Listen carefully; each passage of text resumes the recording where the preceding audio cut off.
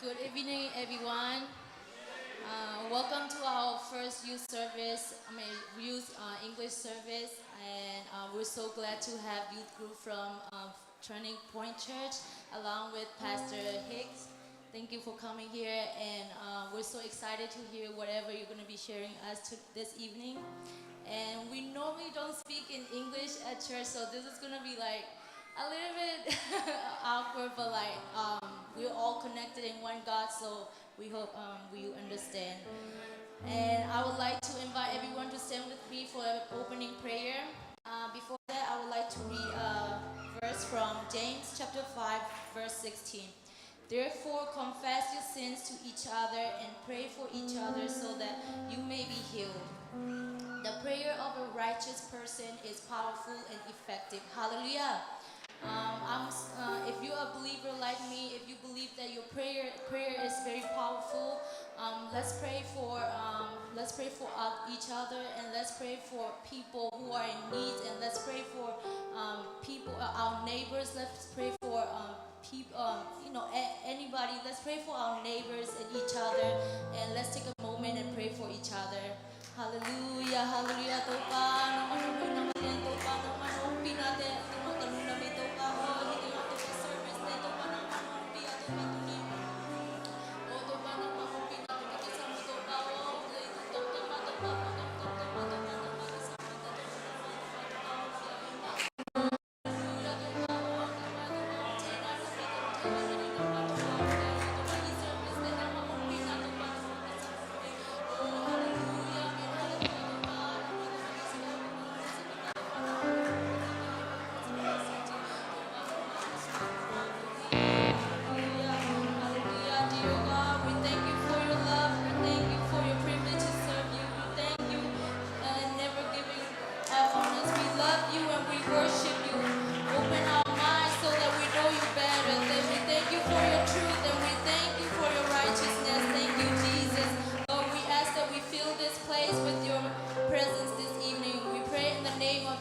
Amen.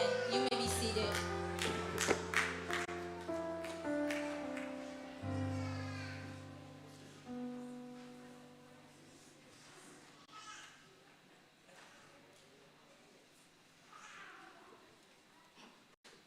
Hello, I'm gonna be singing Who Am I? And if you know the song, feel free to sing along.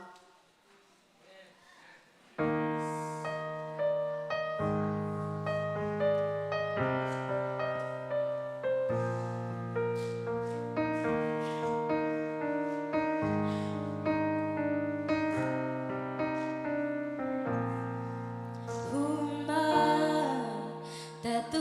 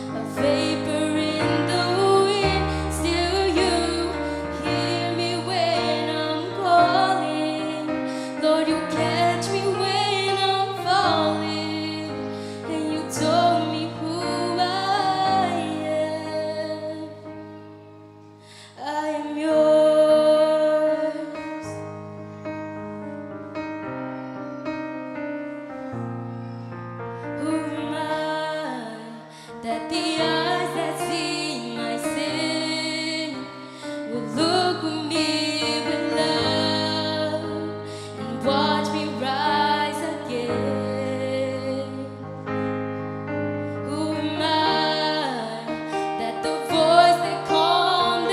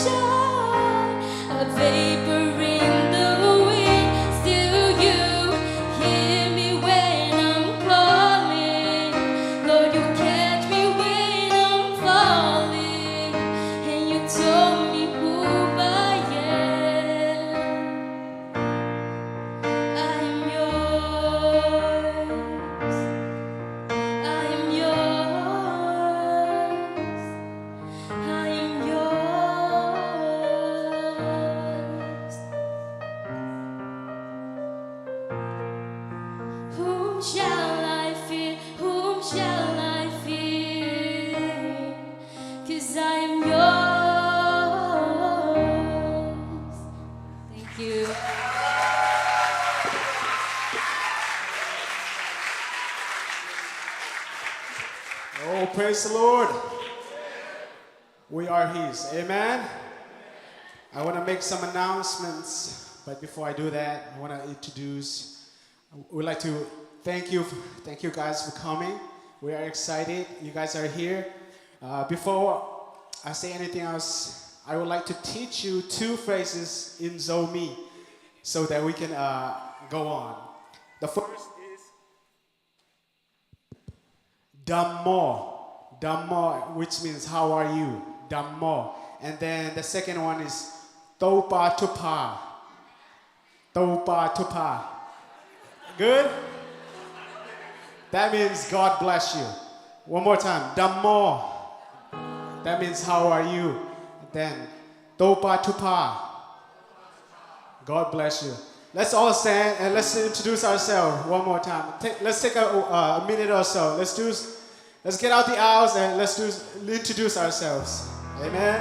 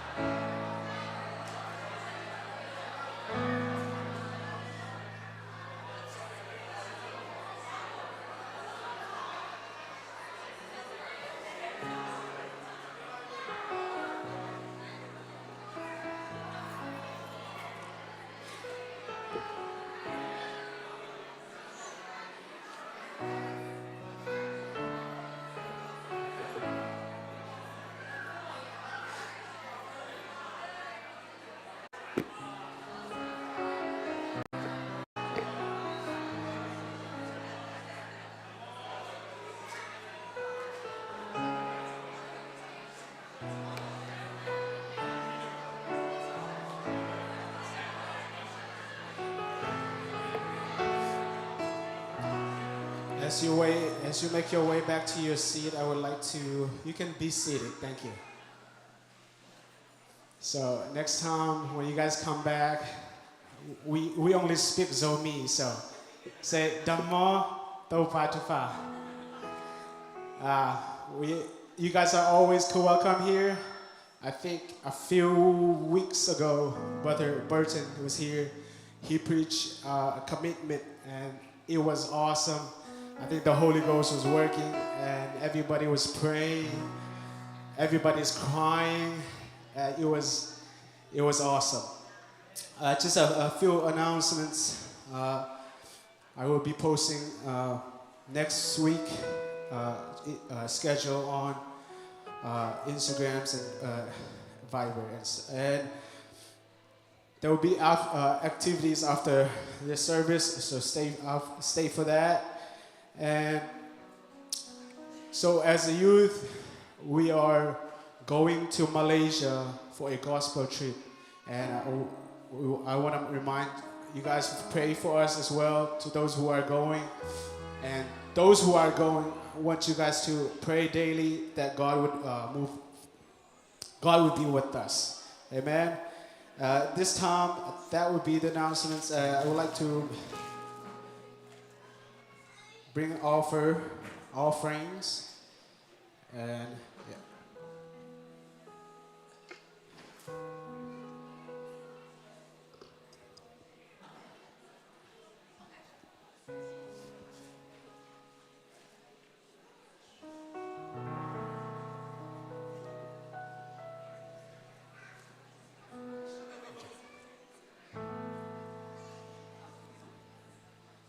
Thank you, Jesus, bringing us into your house tonight. As we bring our offerings, we ask that you use it for your glory and your kingdom. In Jesus' name I pray, amen.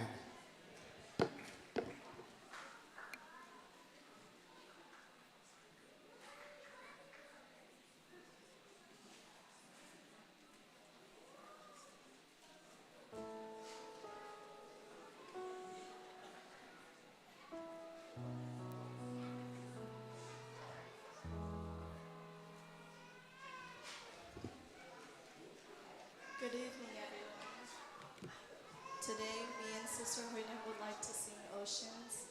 And if you know the song, please sing along.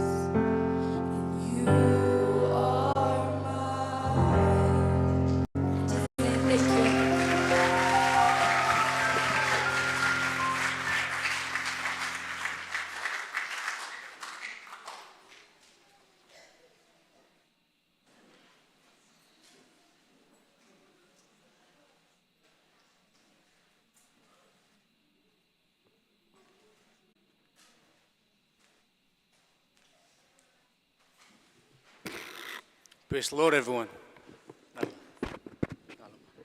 I just use the mic. You hear me now? It's wonderful to be here, and always an honor and a pleasure to be always standing in front of the youth.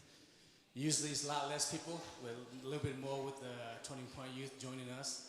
It seemed a little bit more intimidating.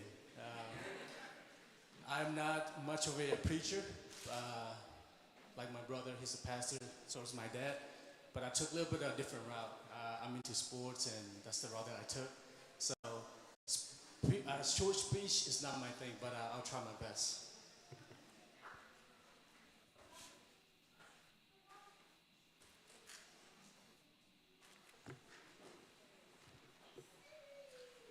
I would like to read a Bible verse, which is our youth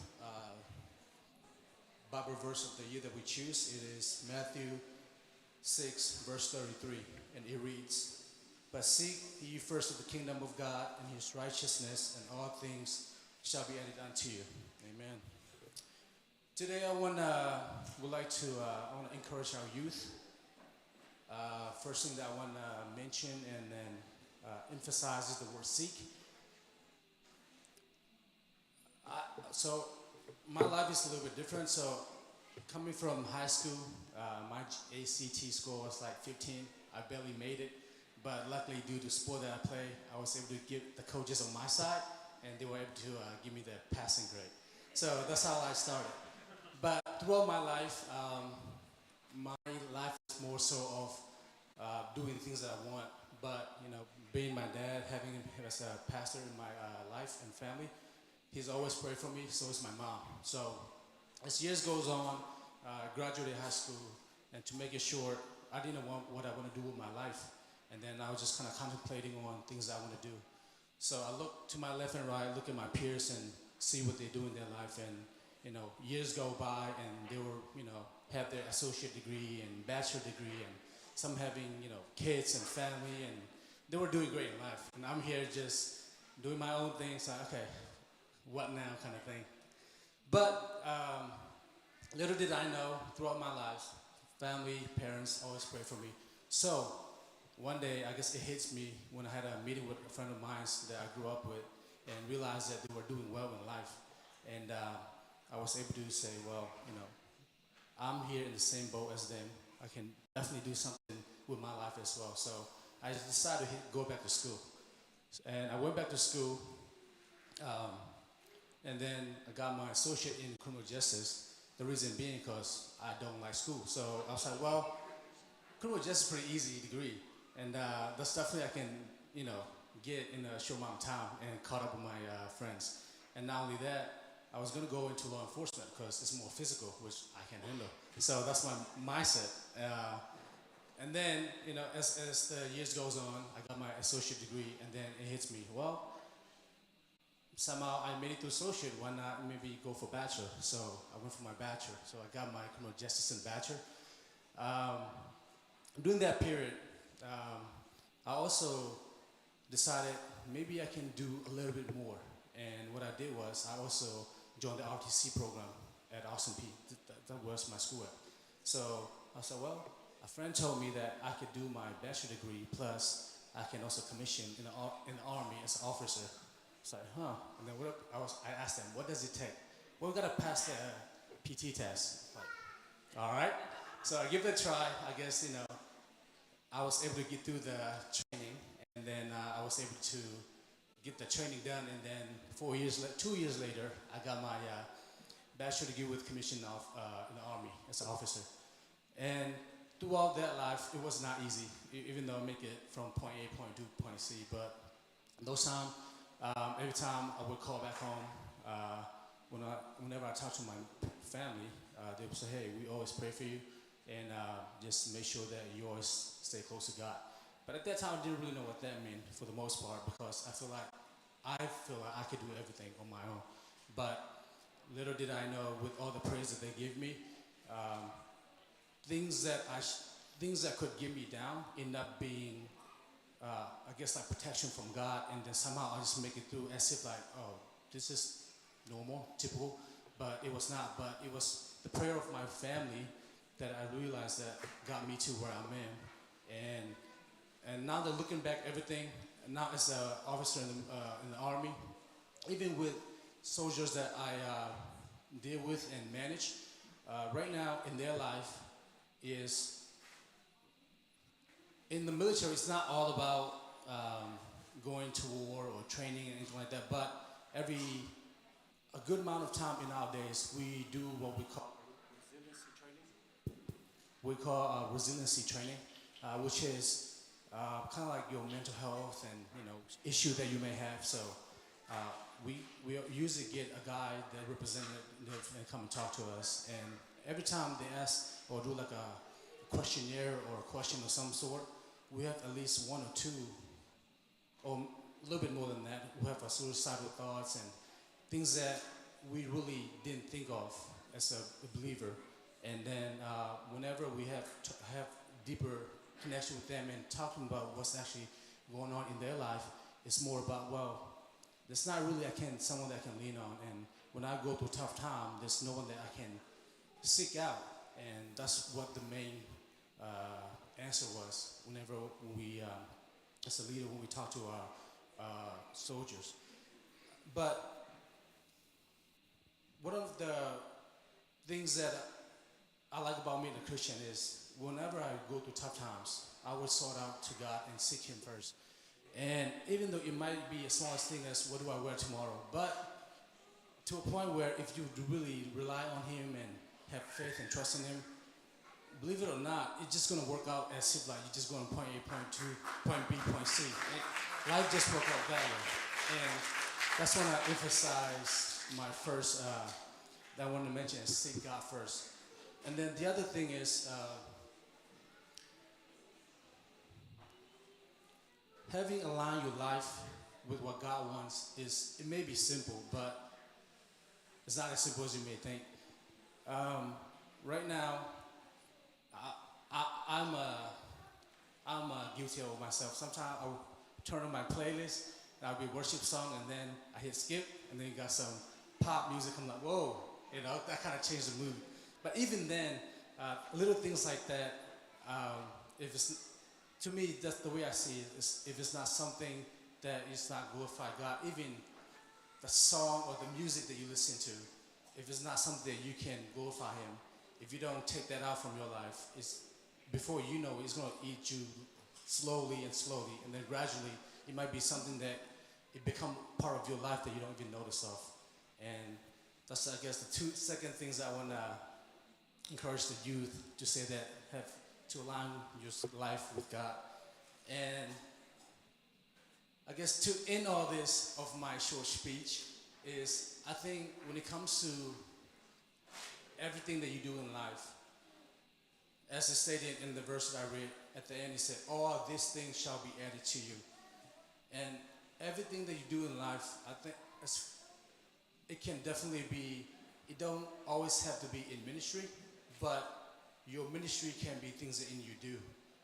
So I know we have a lot of youth who into sports. I know I have a lot of youth and musicians, and a lot of things that you do, you may not see the impact now, but if you can see things start seeing differently as if you're glorifying Him and you're seeking Him, I think your life will start to change. And then be that one person that can glorify God in everything that you do. If you become this top sport player of NFL, NBA, or soccer, why don't you be that one person that glorify God, but yet reach a high level? And I want to encourage all my youth today with this mature message. Overall, at the end of the day, I just hope that at least y'all can get something from my short speech, and that hopefully we can continue seeking God in His glory. Amen.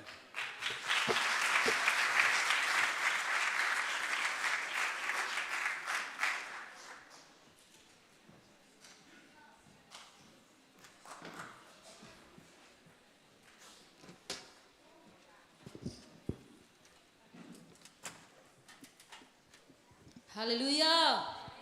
Hallelujah. Hallelujah. God is good.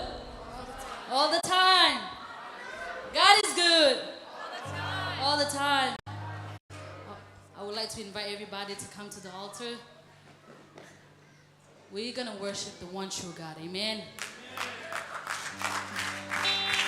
In the Bible said, I know everyone know that the word is ending soon, but he said he would, the children of God, or I would say God's people, and that one is believer, you know? Even though we come from different tribe and race and these, we come together to worship that one Lord, and his name is Jesus. It say Ephesians 4, it say there's one body, one spirit, as just as you are called to the one hope that belong to you, called one Lord, one faith, one baptism, one God and Father of all, who is all over all and through all and in all. And let's worship that one true God. Amen.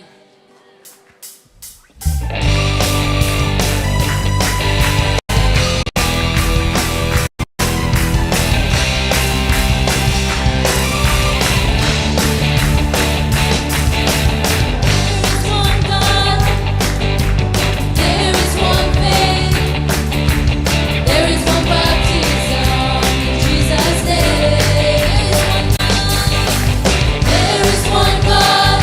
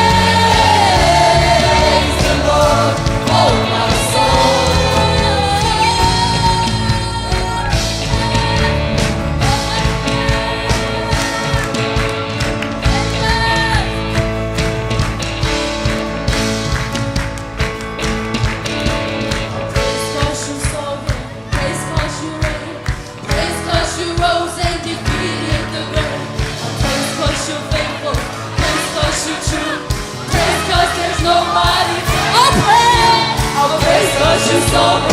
Praise 'cause you reign. Praise 'cause you rose and defeated the grave. I praise 'cause you're faithful. Praise 'cause you're true. Praise 'cause there's nobody greater than you. Praise the Lord, oh my soul. Praise the Lord, oh my soul. Praise the Lord, oh my soul. I won't be quiet, my God is alive. I won't be quiet, my God is alive. How could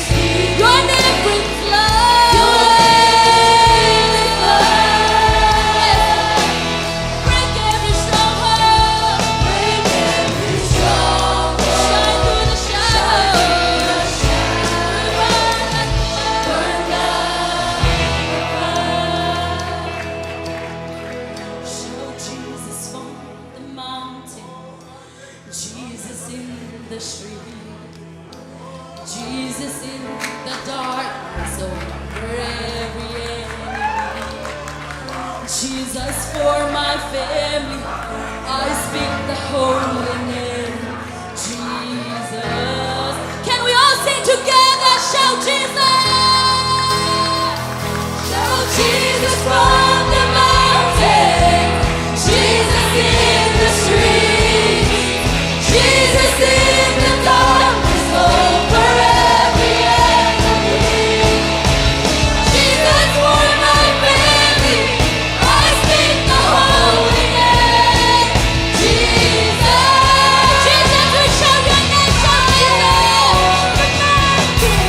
Shout Jesus from the mountain, Jesus in the street. Jesus is right now, the Holy Spirit is here right now.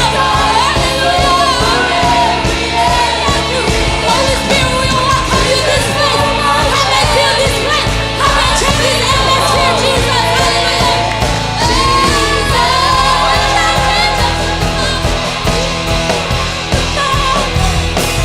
Jesus from the mountain, Jesus in the street, Jesus in the darkness over every enemy.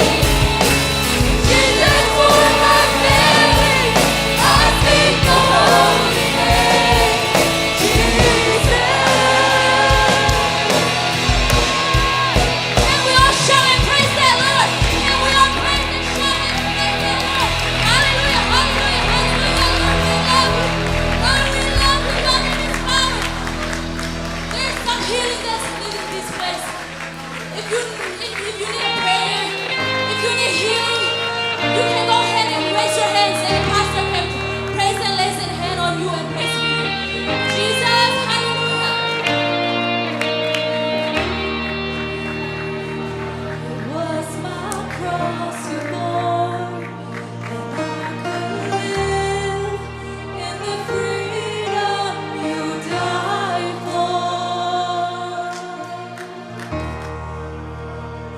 And now my life is yours, and I will sing of your goodness forevermore.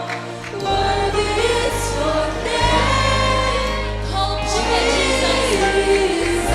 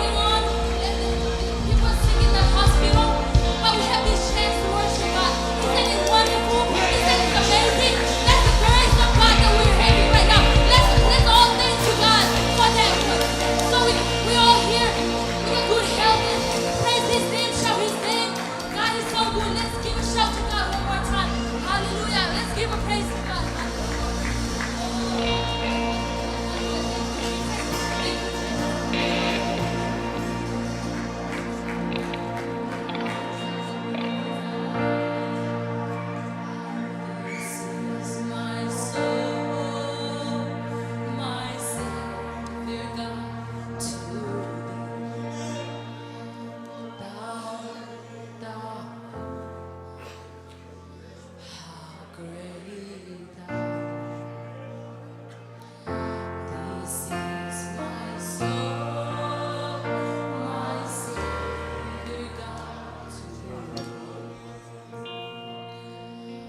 How great thou art, how great thou. Can everybody lift their hands up and high and let's sing that one more time. This is my soul, my Savior God to thee. How great thou art, how great thou art. This is my soul, my Savior God to thee. How great thou, how great thou art. Let's everybody clap our hands and give that praise to God.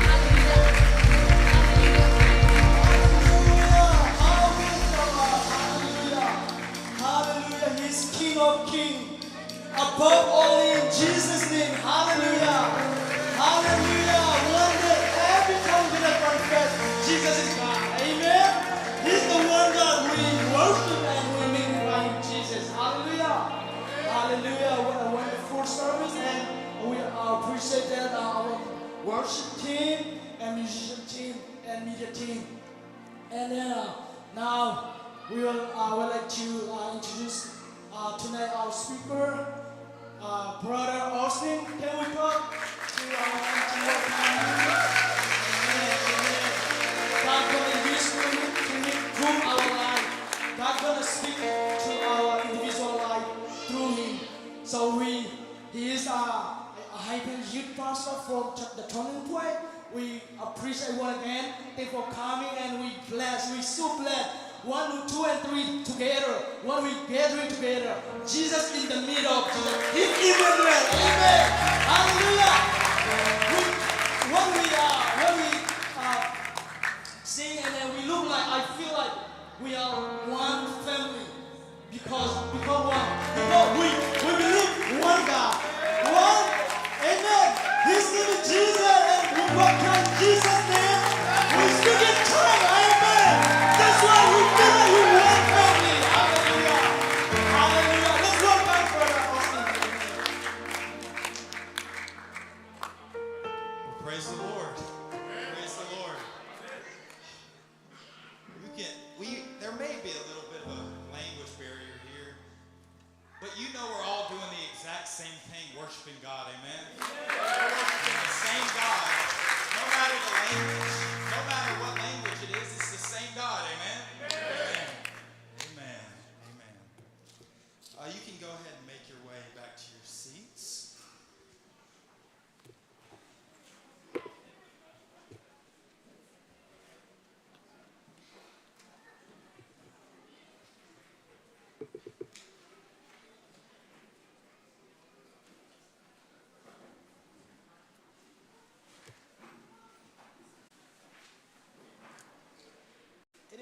It is an honor to be here, honestly. It is an honor. First of all, why don't you give it up for your pastoral leadership? Thank you. Hallelujah. Praise the Lord. There's something mighty about great leadership, amen? But I just want to thank pastoral leadership here and just for the opportunity to speak. I give you honor. Thank you for that. I appreciate that. I also want to give honor to Pastor and Sister Burton from the Turning Point, our pastor at home. Just want to thank them for the opportunity and the blessing to come and speak here. Also, I'm excited that we have some of our group here, Turning Point family. I'm also honored to have my parents here, so I don't think I've ever spoken in front of them, so this is exciting. This is a little nerve-wracking, but it's okay. Also want to give honor to my beautiful fiance and her support. Grateful for her. But if you were a part of the youth group that went to YPG, Raise your hand. Youth Praise Gathering. Perfect. So this is where we met, your youth group. This is where we met, and it was honestly crazy because we had our group. We were sitting there. We were, just saving our seats for our kids that were coming. And then just we see this big group come in, and they fill in the couple rows in front of us, and it's crazy because usually nowadays young people aren't very outgoing. It's kind of they're to themselves, but not y'all's youth group, and we loved it because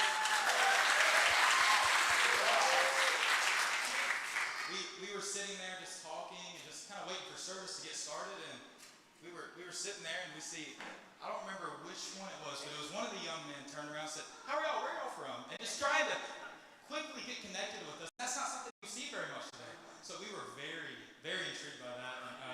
And then myself and David, Brett met Nung, and then Casey and Chelsea met Son, and we were so excited that we could start building connections, and we loved it. We loved it. That no matter that there may be a slight language barrier, that doesn't matter. It's the same God, and we worship the same God. Amen. So my main scriptures for tonight, before I get started, it's going to be in John 3. John 3, if you just want to go ahead and go there. But before we start, why don't we just lift our hands and pray for the service? God, we thank you for what you're going to do tonight, Lord. We pray that you would just begin to continue to work like you already have. Jesus, we're thankful for what you've done. But God, we know that you're not done. And I pray that you would just, God, strengthen me to speak the word that you have laid on my heart, God. And we worship you and we exalt you. In Jesus' name, amen. Amen. So many of you don't know me, but I'm a student pastor at Turning Point Church, and that is what I do for the church. But outside of the church, I teach math. That is my job. I teach 7th grade math. So I'm dealing with young people all day, and then I go to church, and then I deal with more young people. So it's great. But I teach 7th grade math for a living, and honestly, I really enjoy it. I really enjoy it.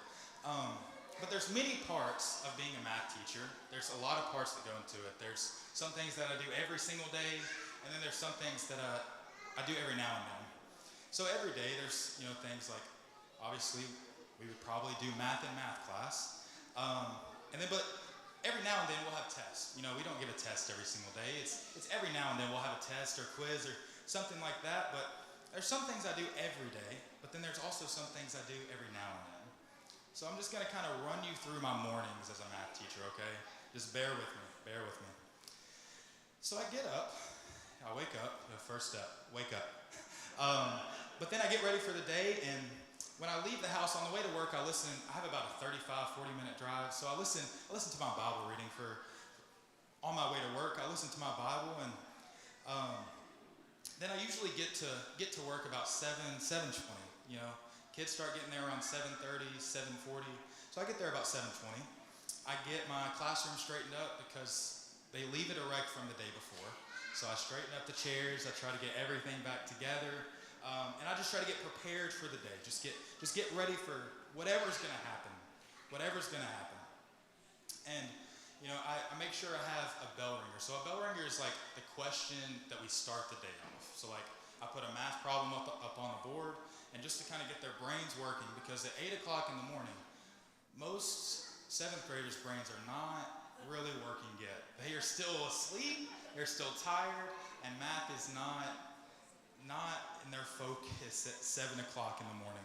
But I have a bell ringer up there for them to kind of get started. And then they come in my classroom, and they sit their stuff down, and they go, there's 4 things they need every single day. They know this. There's 4 things. Their notebook, their textbook, a pencil, and a calculator. Do they have all 4 things when I start? Probably not, but that's okay, because it's 8 o'clock in the morning. But they sit their stuff down, they go grab the things they need for the day, and they will typically go get breakfast, which is a blessing for the county that I work in. They give free breakfast and free lunch, which is a big deal. So they usually all go get their breakfast. And then from about 7:30 in the morning to 8, from that time, I'm standing out in the halls, just making sure, watching students, just doing that kind of stuff. And I'm watching them as they walk up and down the halls, go to their class. And then, so when the bell rings at 8 o'clock, my principal that is my boss, she says that we're supposed to just shut the door, okay? Like if there's somebody that's late, well, you got to go to the office. You got to go to the office and get a tardy slip. So I shut the door, and if they're late, they have to go get a tardy slip. And then when I shut the door, the announcements begin, okay? So we start off with a moment of silence, and then it's followed by Pledge of Allegiance, and then they give announcements that we need to know for the day or something for the near future. They just start to begin the announcements. When the announcements are over, the students start their bell ringer, which is that question of the day. And I sit at my desk and I begin to do something that's super important for my day. That's going to tell me a lot about what my day is about to be like. I take attendance. I see who's there and I see who's not. I take attendance. So when this happens, I start to call their name, and if they're here, they'll say here. And if they're not, I won't hear anything. And then I'll look up, I'll kind of see, okay, are they just not paying attention? Do I need to look around? And if I don't see them, then I mark them as absent in our system. So they're not in attendance. And as I was getting ready to kind of prepare this message, I was thinking, I do this, go to school every day, and it kind of reminded me of this attendance of Nicodemus, the story of Nicodemus. And that's where we're about to go. But this reminded me of the story of Nicodemus. So in John 3, it's verses 1 through 22, but I'm just going to read a couple of them, okay? I'm not going to make you sit here and read a whole chapter, but we're going to do we're going to start with 1 through 8, okay? Start with 1 through 8.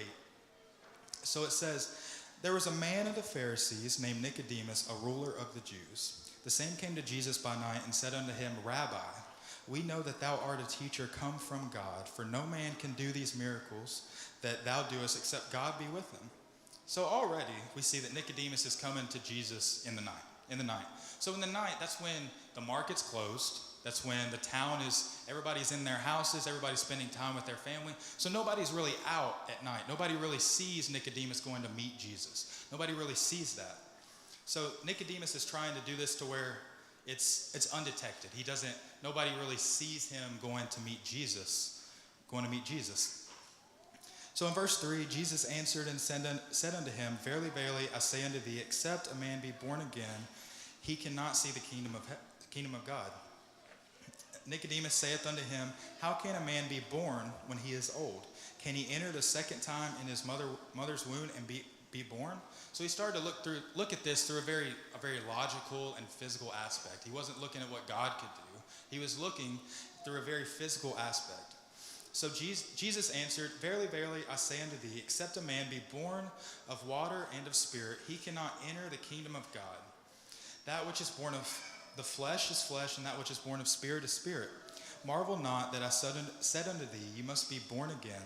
The wind bloweth where it listeth, and thou hearest the sound thereof, but canst not tell whence it cometh and whither it goeth. So is everyone that is born of the Spirit. So this is from verses 1 to 21.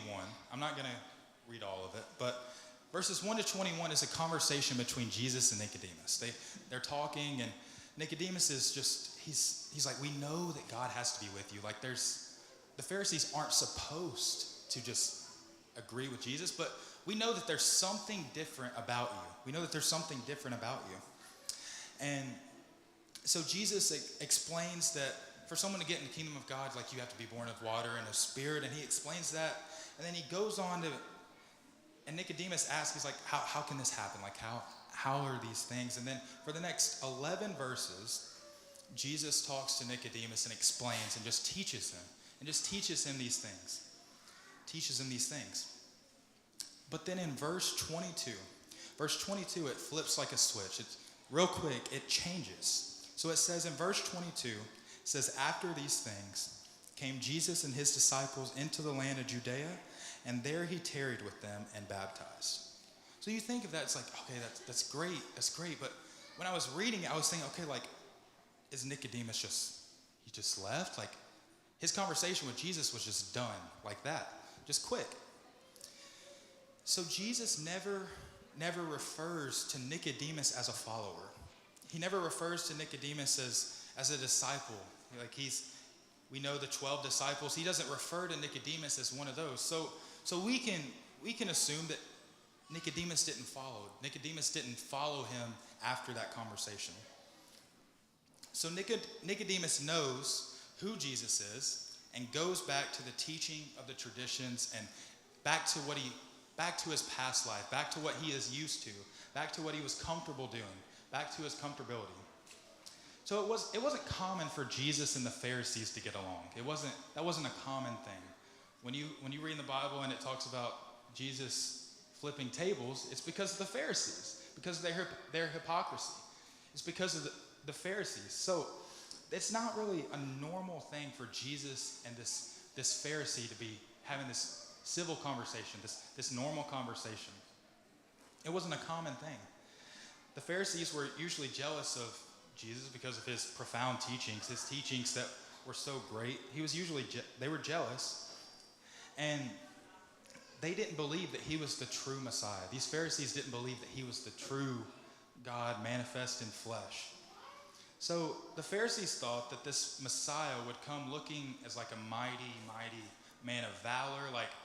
They probably thought like he was going to be very muscular, very strong, just like the guy that did our mini speech up here. Look about like him.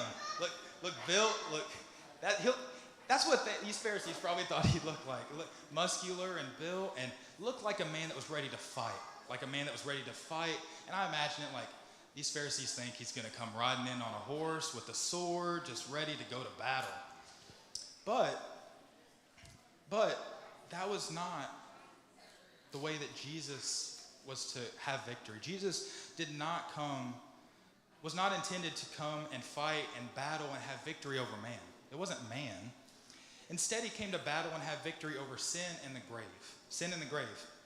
So in Isaiah 25:8, it says, and this is the Old Testament. This is Isaiah prophesying what is to come, what will happen. And it says, he will swallow up death in victory, and the Lord God will wipe away tears from off all faces, and the rebuke of his people shall he take away from off all the earth, for the Lord hath spoken it. So that's in the Old Testament. That is before this has happened. And then if you jump to 1 Corinthians 15, 54 through 57, this is where Paul in the New Testament talks about this actually happening. So it says, starting in 54, it says, so when this corruptible shall have put on incorruption, and this mortal shall have put on immorality, then shall be brought to pass in saying, this is written, death is swallowed up in victory. O death, where is thy sting? O grave, where is thy victory? The sting of death is sin, and the strength of sin is the law. But thanks be to God, which giveth us victory through our Lord Jesus Christ. So in the New Testament, Paul is talking about that if these corruptible people, if these people that are full of maybe sin or whatever could just follow Jesus, then they could take up that incorruption and follow him. So Jesus came and was victorious not only for Israel, not only just for the Jewish people, not only for the Jews, but for all of mankind to ever live from that point on. So that means me and you. We have the privilege to be able to worship him freely and love him and have salvation now because of what he did. So Jesus came and was victorious not only for Israel, but for all of mankind.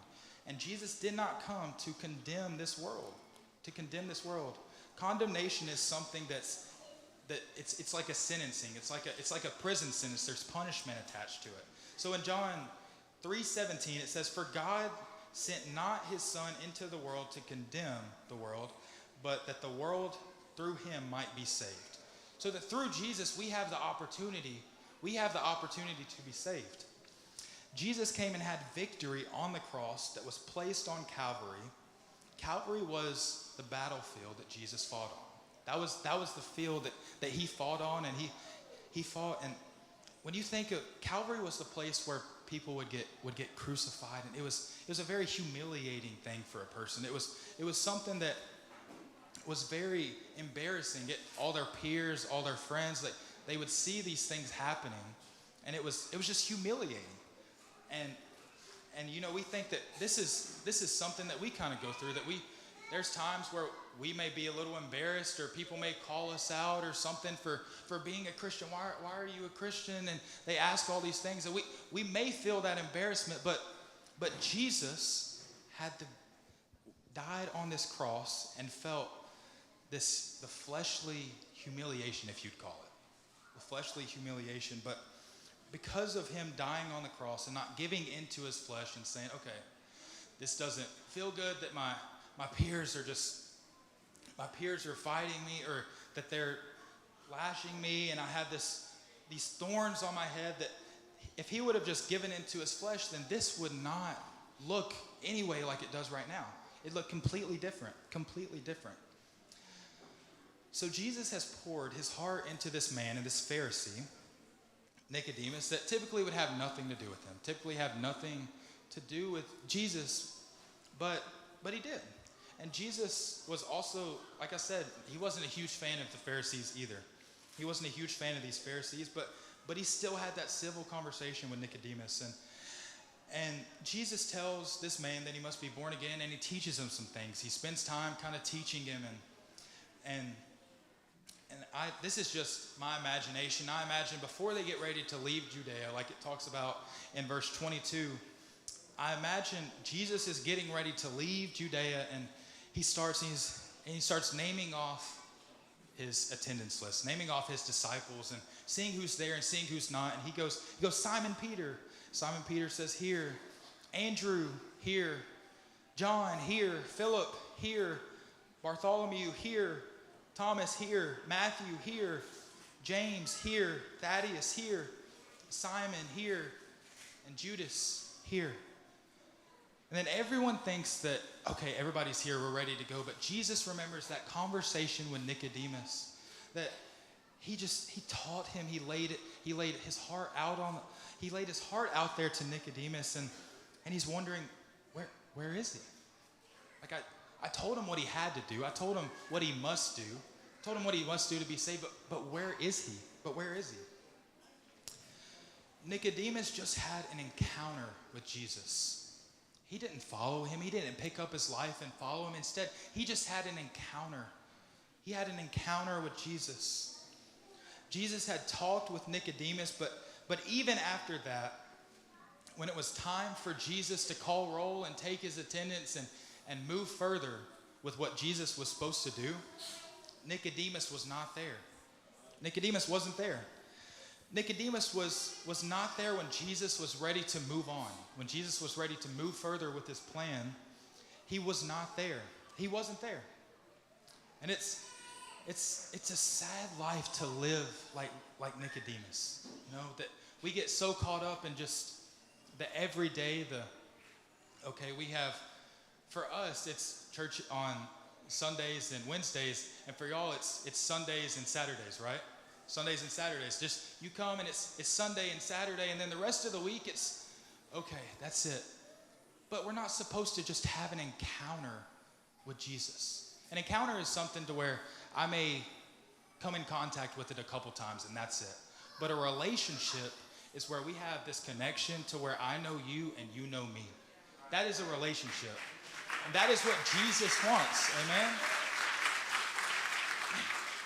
That he just doesn't want an encounter with us. He doesn't want our families to come to church and just encounter him.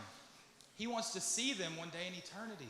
He wants to see them up there with him. Amen? Like I said, it's a scary, scary life to live like Nicodemus. Don't live your life only on an encounter with God. We have to have that relationship. We have to know him. We have to know who he is. We have to know the things of God. We have to know who he is. And we want him to know us. Amen? And when I take roll at school, it's not a big deal because the next day those students can come and they can make up their work. Like it's not a big deal. and they come and they get that piece of paper that they may have missed the day before, and they just make it up. It's no big deal. But when I take attendance and my students are absent at school and they just come the next day like nothing ever happened. But what we cannot do is compare me taking attendance at school to God coming back and calling his bride home. Because when he comes back, there's not the next day that we can just, I'll make that up. I'll make up that life. I'll make up the decisions that I didn't make beforehand. It's going to be, you go or you don't. Go or you don't. And I'm not going to be super long tonight, and it's not super long, so if the musicians want to go ahead and make their way, I imagine it like this. Okay, this is just my imagination, okay? This is just me. So when God calls us back home, he calls us back home, and we are in this, I imagine this long line surrounded by this amazing beauty and clouds, and it's so beautiful. It's so beautiful. And we haven't even got to the white throne room that God's sitting in yet. We haven't even got there yet. I just imagine the beauty before we even get to that point. He's sitting there in all of his beauty and all of his glory with this book wide open, the book of life wide open, just beginning to judge and tell people, just judge them. And he's sitting there with that book wide open, and as we get closer to where he's at that throne, we hear some people hear these words, "Well done, thou good and faithful servant." That's what we all want to hear, right? We all want to hear that. Those are the words that we all want to hear. And they run through those pearly gates, and they're so excited. They're happy. They made it. They're joyful, and they're excited. They run on those streets of gold and just begin to worship Jesus. That's what I imagine. That as soon as they walk in, they start worshiping. And then you get a little closer. You get a little closer, and you begin to hear something completely different than the person before. And you see God in his throne, and he looks at this person confused. He's like, what? And you hear these words that you never thought you would hear from God, and it says, "I never knew you. Depart from me, ye that work iniquity." Then they're crying and they're trying to plead their case, and they're like, "God, I prophesied in your name, though. I prophesied, and I did all of these things in your name. God, I went to church every Sunday. Lord, I did all of these things, and how did I not make it? How did I not get to this place?" And Jesus just repeats those 11 heart-wrenching words. "I never knew you. Depart from me, ye that work iniquity." And they're crying and they're screaming because they're so confused. They're like, "I thought I made it." But it hits that all their life was moving from encounter to encounter to encounter with Jesus. They never had a relationship. They never knew who he really was. But instead, they just lived a life full of encounters. They never moved further than just an encounter with God. And we go to church, but never have that relationship that he desires. We meet him in this building, but when we leave, what do? We encounter him in these altars, and we encounter him when we come and the word of God is preached. But when you go back home, what are you doing? Are you still living a life to live for him? Are you doing that, or are you just waiting for the next service? Are you waiting for another encounter with God? Or are you every day desiring to know him, to know more about him, to love him, to live a life that he desires for us? And there's nothing wrong with serving at the church. And I imagine God saying, or these people telling God, "But I did projector at the church. I was on the media team. God, I did all of these things in your building and for your name and for your kingdom." And God, I just imagine God looking at them and saying, "You knew the place place to find me. You knew the building to go to find me. You knew that you could go to the pastoral leadership and you could find me, but you never found me. That I don't know you because you didn't live a life of knowing me. And that's such a scary place to be, that you live a life where you're seeking an encounter and we don't even realize it. Nicodemus knew where to find Jesus, but he never followed him. He had that encounter, and only that encounter. But I ask you today, are you tired of living encounter after encounter after encounter with God? He wants more for you than just an encounter. He wants to know you. He wants to know who you are and what you are. Your desires are his desires. He wants to bless you. But first, you must know him.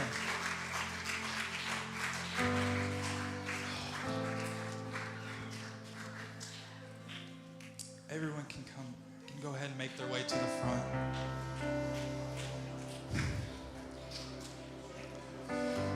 Are you at the place where you've had encounter after encounter with God and that's it?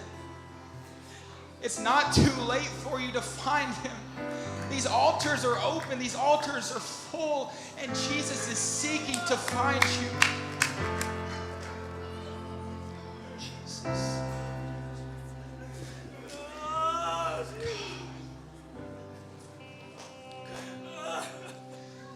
As you come to this altar, make it your declaration that, God, I will not live my life full of encounters with you. So as we all lift our hands, and God, I worship you. Oh, Heavenly Father, we worship you and we exalt you, Jesus. You are the Prince of Peace. You are the King of Kings. You are the Lord of Lords. And God, I am tired of living a life like Nicodemus. I am tired of living a life full of encounter after encounter after encounter.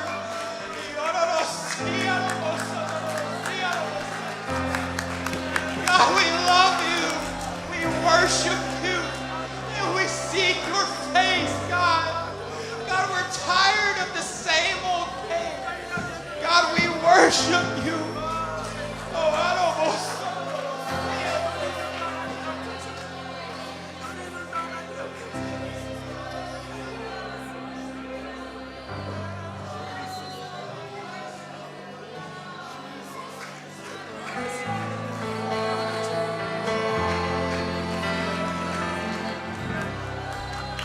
Jesus, you know my name.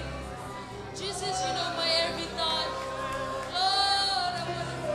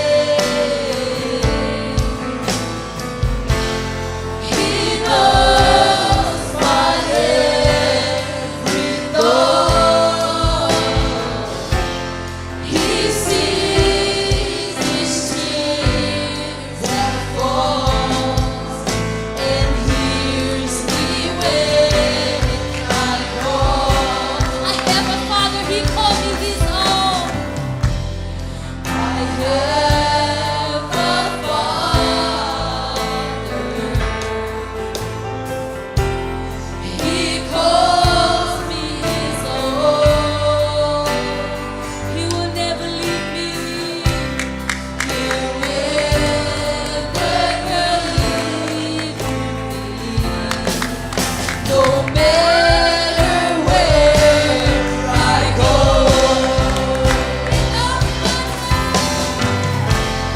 He knows my name. He knows my every thought. He sees these tears that fall and hears me when I call. He knows my name. He knows my name. He knows my every thought. He sees these tears that fall and hears me when I call. Can we all praise one more time so we can get closer to God in the future? Let's be closer.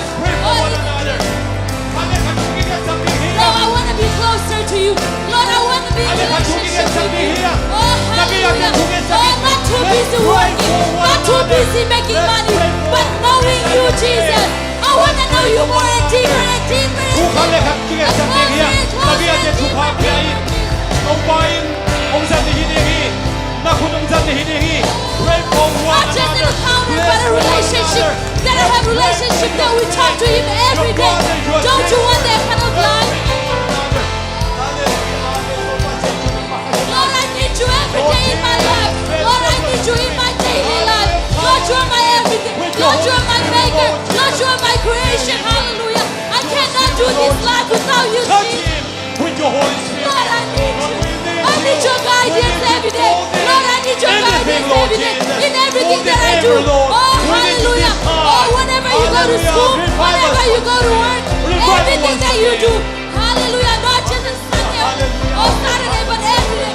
Do you want a relationship? Don't you want? we Don't you magnify want you to on high Jesus we lift up our hands to you Lord Jesus you alone our worship hallelujah amen hallelujah amen praise you Lord hallelujah amen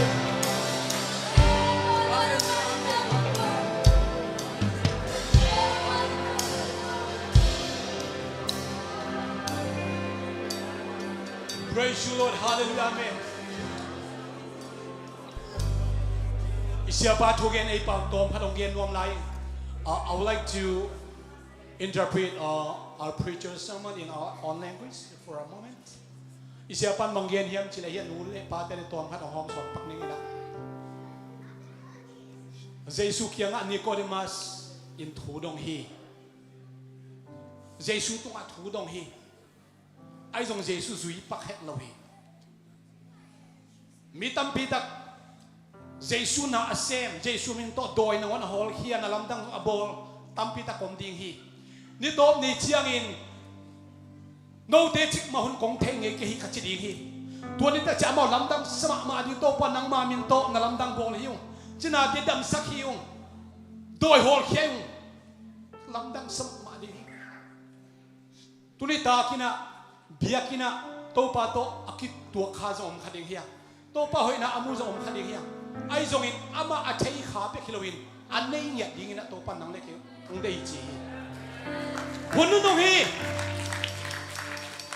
thugen tam me pitak sa ding hiya khai sian on lon na zong tam me pitak nga ma ding ai zong uten na teo lon na chiam me to kinga lo wa jesu ne buni tai it's a wonderful preaching we love you so much and thank you very much once again for your powerful sermon. I encourage the congregation.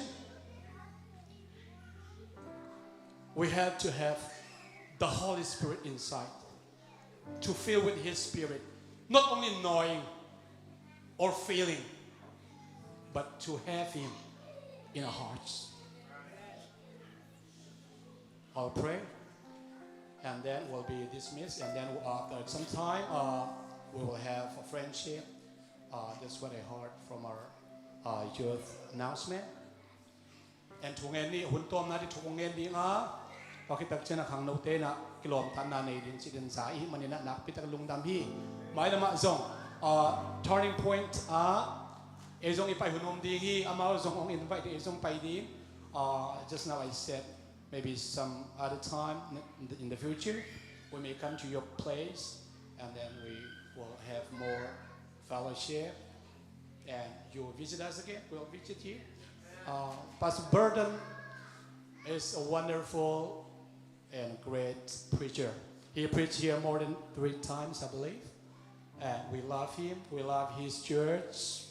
All of you guys. I have been there too. I think more than 2 times. I love the place and then the new design of your project, church. And praise God. Thank you so much. Let's pray. Thank you, Father. We felt you are in our midst today. Lord Jesus, use these people, these young people, to turn the youth into your path. Encourage us to carry out the gospel, the apostolic teachings, preaching and believing. Lord Jesus, thank you once again. As we depart from this place, may your Holy Spirit be with us wherever we are. In Jesus' name I pray. Amen. Topa.